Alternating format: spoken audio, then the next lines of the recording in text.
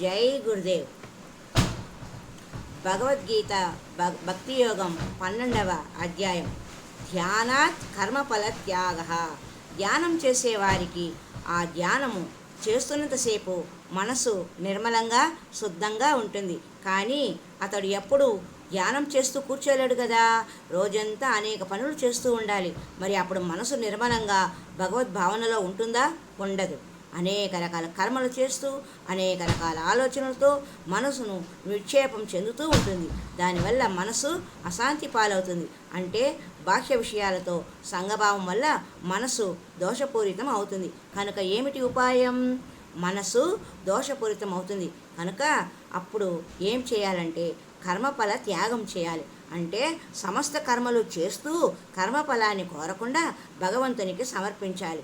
అంటే కర్మఫలంపై ఏమాత్రం ఆసక్తి లేకుండా నైపుణ్యంతో కర్మలు చేయడం, నిర్లిప్తంగా చేయడం.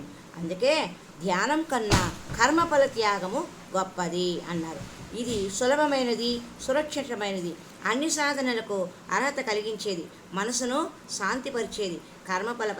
కర్మఫలంపై ఆసక్తి ఉంటే ఆందోళన, అశాంతి.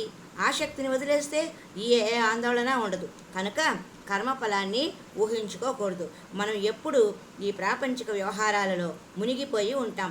ఎంతటి శక్తుడైనా రోజులో గంటో 2 గంటలో దైవానికి కేటాయిస్తామో కానీ మిగిలిన సమయం అంతా లౌకిక వ్యవహారాలే కదా.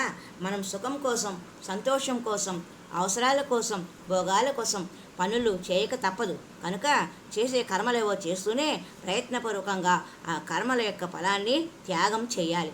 అలా చేయగలిగితే అతడు ధ్యానాభ్యాసి కన్నా కూడా శ్రేష్ఠుడే అవుతాడు. కర్మఫల త్యాగం లేదా నిష్కామ కర్మ వలనే మనశ్శుద్ధి. ఆధ్యాత్మిక రంగంలో ఏ సాధన చేయాలన్నా మనశ్శుద్ధి అవసరం. మనోనిర్మలత్వం అత్యంత అవసరం. దానికి కర్మఫల త్యాగమే ఉత్తమ మార్గం. ఇదే గట్టి పునాది. ఈ కర్మఫల త్యాగం వల్ల ప్రయోజనం ఏమిటి అని ఆలోచిస్తే శ్లోకంలోని 4వ పదమైన త్యాగాత్ శాంతి అనంతరం, ఇలా మన కర్మలనంతా త్యాగం చేయడం వలన, సమస్త కర్మలను త్యాగం చేయడం వలన మనకు మనశ్శాంతి లభిస్తుంది అని చెబుతున్నారు. ఈ సంబంధించిన విషయాన్ని మరి ఒక సంచికలో తెలుసుకుందాం. హరి ఓం తత్సత్.